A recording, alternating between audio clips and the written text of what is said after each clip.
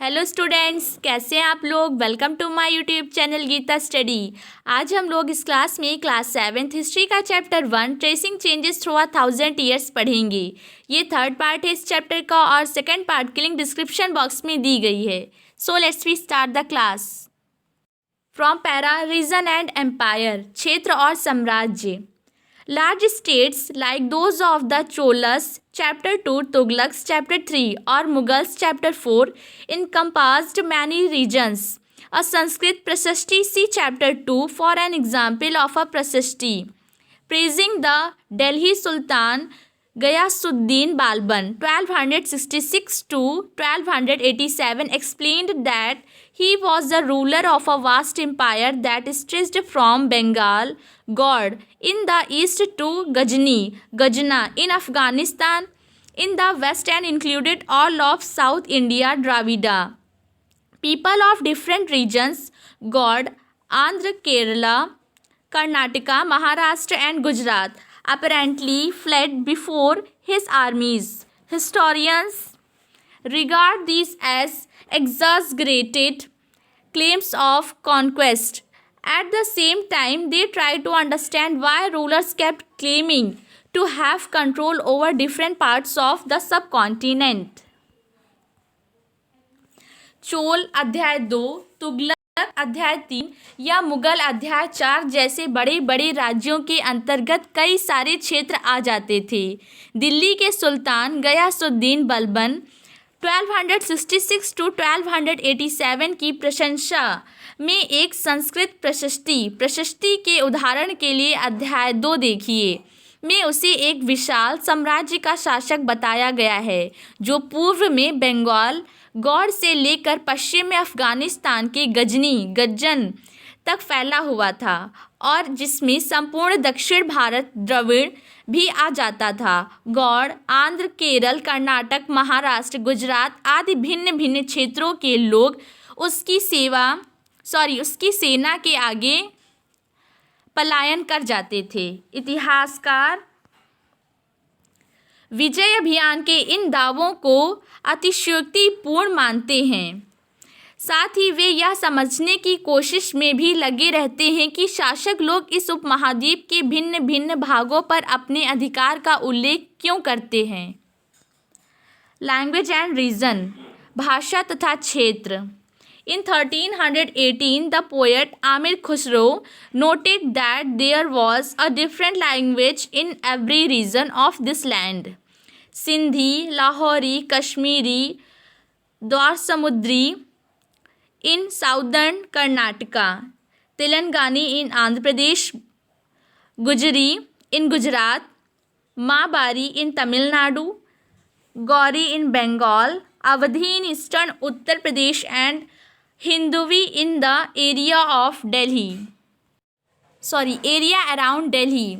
सन 1318 में कवि अमीर खुसरो ने इन बात पर गौर किया था कि इस देश के हर क्षेत्र की एक अलग भाषा है। सिंधी, लाहौरी, कश्मीरी, द्वार समुद्री दक्षिण कर्नाटक में, तेलंगानी आंध्र प्रदेश में, गुजरी गुजरात में, मऊबारी तमिलनाडु में, गौड़ी बंगाल में, अवधी उत्तर पूर्वी प्रदेश में और हिंदवी दिल्ली के आसपास के क्षेत्र में।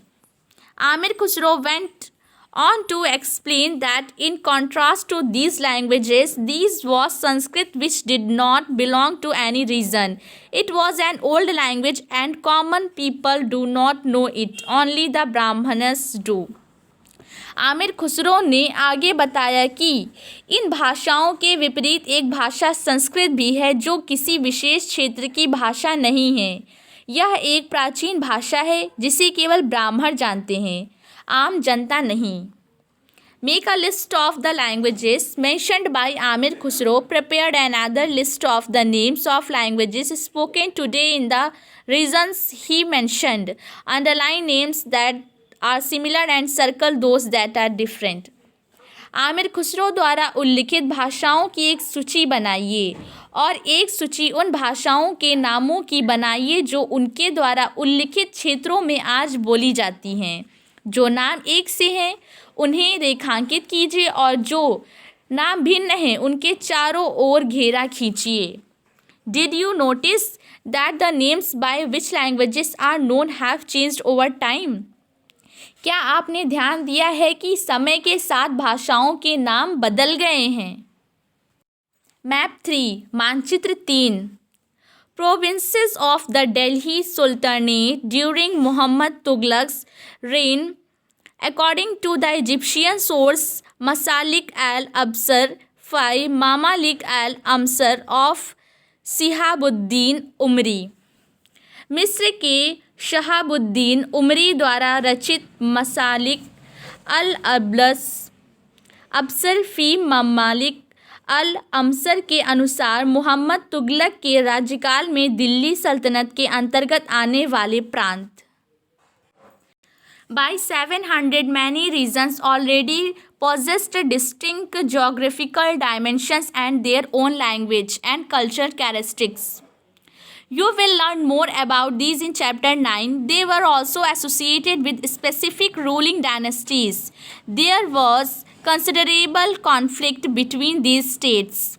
Occasionally dynasties like the Cholas, Khaljis, Tughlaqs and Mughals were able to build an empire that was pan-regional, spanning diverse regions. Not all these empires were equally stable or successful. Compare, for example, Table 1 in chapters 3 and 4. What was the duration of rule of the Khalji and Mughal dynasties? सन 700 तक कई क्षेत्रों के अपने अपने भौगोलिक आयाम तय हो चुके थे और उनकी अपनी भाषा तथा सांस्कृतिक विशेषताएं स्पष्ट हो गई थीं।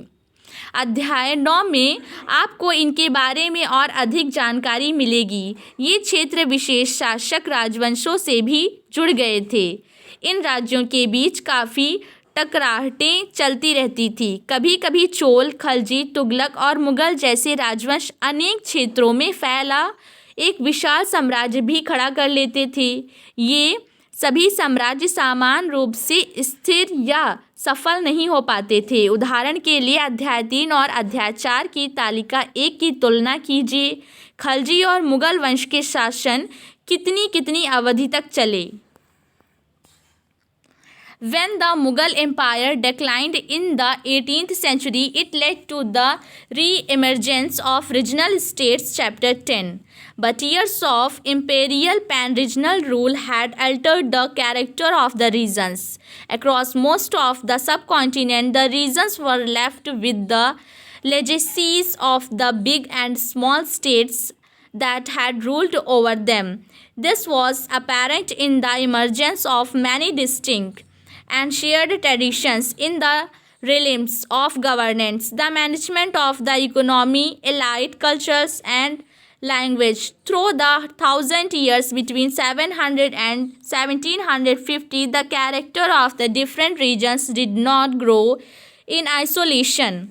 These regions felt the impact of larger pan-regional forces of integration without ever quite losing their distinctivenesses.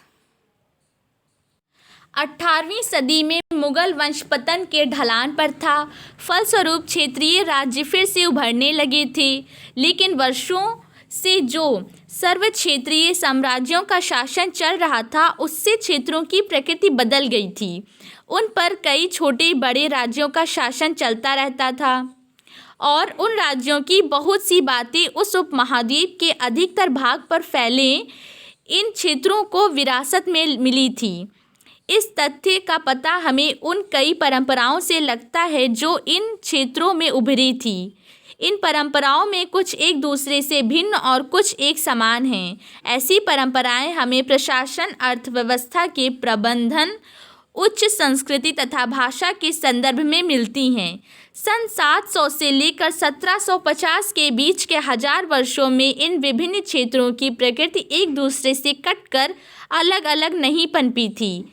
हालांकि उनके चरित्र की अपनी विशिष्टताएं बनी रही थी, मगर समन्वय की सर्व क्षेत्रीय ताकतों का प्रभाव भी उन पर पड़ा था। ओल्ड एंड न्यू रिलीजन्स, पुराने और नए धर्म। The 1,000 years of history that we are exploring witnessed major developments in religious traditions. People's belief in the divine was sometimes deeply personal, but more usually it was collective. Collective belief in a supernatural agency. Religion was often closely connected with the social and economic organization of local communities. As the social worlds of these groups altered, so too did their beliefs. इतिहास के जिन हजार वर्षों की पड़ताल हम कर रहे हैं, इनके दौरान धार्मिक परंपराओं में कई बड़े परिवर्तन आए। दैविक तत्व में लोगों की आस्था कभी कभी बिल्कुल ही वैयक्तिक स्तर पर होती थी, मगर आमतौर पर इस आस्था का स्वरूप सामूहिक होता था। किसी दैविक तत्व में सामूहिक आस्था यानी धर्म प्रायः स्थानीय समुदायों के सामाजिक और आर्थिक संगठन से संबंधित होती थी। जैसे जैसे इन समुदायों का सामाजिक संसार बदलता गया, वैसे ही इनकी आस्थाओं में भी परिवर्तन आता गया। It was during this period that important changes occurred in what we call Hinduism today. These included the worship of new deities, the construction of temples by royalty, and the growing importance of brahmanas, the prized as dominant groups in society. आज हम जिसे हिंदू धर्म कहते हैं, उसमें भी इसी युग में महत्वपूर्ण बदलाव आए। इन परिवर्तनों में से कुछ थे नए देवी देवताओं की पूजा, राजाओं द्वारा मंदिरों का निर्माण और समाज में पुरोहितों के रूप में ब्राह्मणों का बढ़ता महत्व तथा बढ़ती सत्ता आदि। Their knowledge of Sanskrit text earned the Brahmanas a lot of respect in society. Their dominant position was consolidated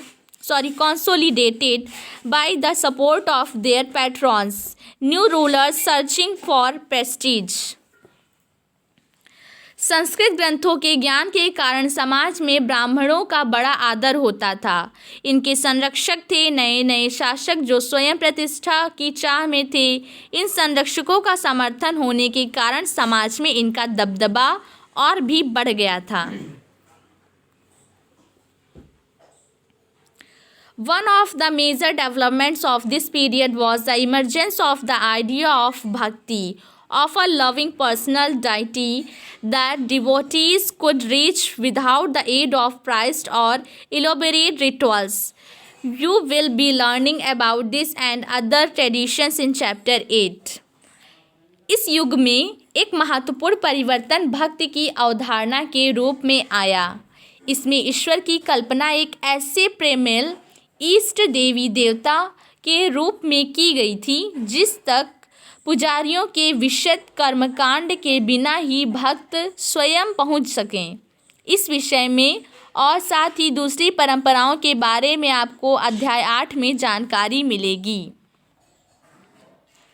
patron, संरक्षक, an influential wealthy individual who supports another person, an artist, a craft person, a learned man or a noble. कोई प्रभावशाली धनी व्यक्ति जो किसी कलाकार, शिल्पकार, विद्वान या अभिजात जैसे किसी अन्य व्यक्ति को मदद या सहारा दे। This was also the period when new religions appeared in the subcontinent. Merchants and migrants first brought the teachings of the Holy Quran to India in the 7th century. Muslims regard the Quran as their holy book and accept the sovereignty of the one God. Allah, whose love, mercy and bounty embrace all those who believe in him without regard to social background. यही वह युग था जिसमें इस उपमहाद्वीप में नए नए धर्मों का भी आगमन हुआ। कुरान शरीफ का संदेश भारत में पहल 7वीं सदी में व्यापारियों और अप्रवासियों के जरिए पहुंचा। मुसलमान कुरान शरीफ को अपना धर्म ग्रंथ मानते हैं।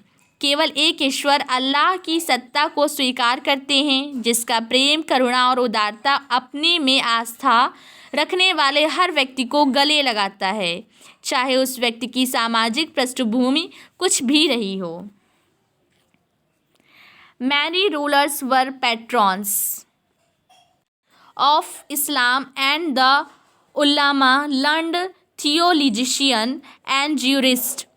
And like Hinduism, Islam was interpreted in a variety of ways by its followers. There were the Shia Muslims who believed that the Prophet Muhammad's son-in-law Ali was the legitimate leader of the Muslim community, and the Sunni Muslims who accepted the authority of the early leaders, Khalifas of the community and the succeeding Khalifas. There were other important differences between the various schools of law, Hanafi and Shafi, mainly in India, and in theology and mystic traditions. कई शासक इस्लाम और इसके विद्वान धर्मशास्त्रियों और न्यायशास्त्रियों अर्थात उलेमा को संरक्षण देते थे। हिंदू धर्म की ही भांति इस्लाम के अनुयायी भी अपने धर्म की अलग अलग तरह से व्याख्या करते थे। मुसलमानों में कुछ शिया थे जो पैगंबर साहब के दामाद अली को मुसलमानों का विधि समस्त नेता मानते थे, और कुछ सुन्नी थे जो खलीफाओं के प्रभुत्व को स्वीकार करते थे। इस्लाम के आरंभिक दौर में इस धर्म का नेतृत्व करने वाले खलीफा कहलाते थे और आगे भी इनकी परंपरा चलती रही।